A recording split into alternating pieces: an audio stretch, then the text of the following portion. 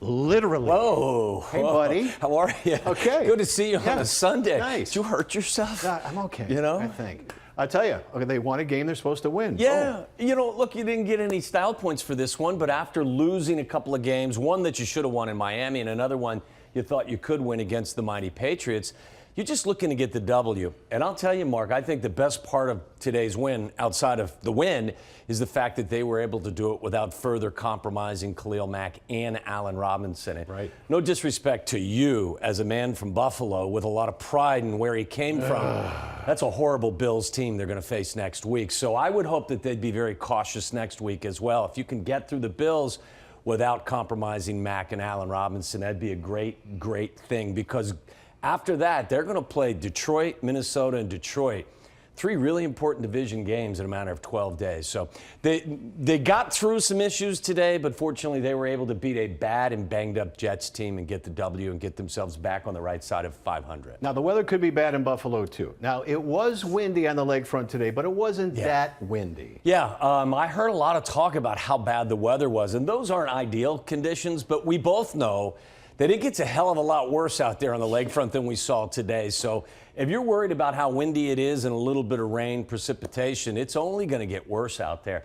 You know, offensively, there were some good things, but I think the stat hawks will remind you that Mitch threw 2 touchdowns and no interceptions, had a quarterback rating above 100. But the eye test tells you he's still missing some open receivers. Yep. That's what you're going to get with a young, inexperienced quarterback. So not a perfect product just yet, but some good things, really some good things today.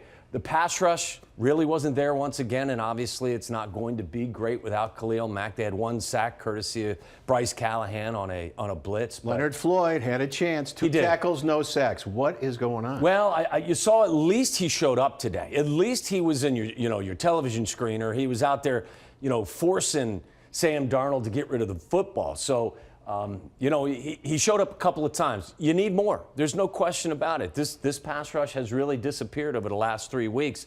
And it was against a Jets team that was minus their top 2 receivers, minus their top running back. Quite frankly, I follow this really closely, and I didn't know 90% of the guys on the Jets offense today. You. So they found themselves in a rather fortunate situation. They were able to play good defense. They held the Jets to just 10 points, well under 300 yards. So they gave themselves a chance to win a must-win game. And many people looked at this and said must-win. Now, obviously, by the true definition, it wasn't a must-win, but if you wanted to maintain some positive vibes, this was a team you had to beat. Same goes for next week. Right. Okay, so Mack and Robinson get to rest. That's good. Yep. Kyle Long hurt again. Yeah, as I said, the best part about this win was being able to do it without Mack and Allen Robinson. The worst part of today's win is the loss of Kyle Long, and here's hoping that Kyle will be back sooner rather than later. I don't think it looked too good.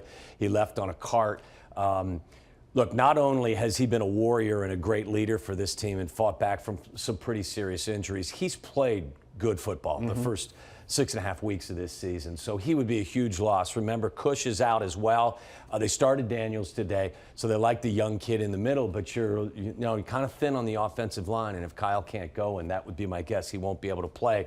Not only do you lose a top-notch player, you lose a very loud and important voice in that huddle. So loss of Kyle Long, a big one today for them. No question. I wouldn't call it an entertaining game, but Tariq Cohen and Anthony Miller thrilled me once again. Yeah, no doubt. I mean, again, the Stat Hawks are going to look at this game and say 390-some yards. What a great designed play against an all-out blitz.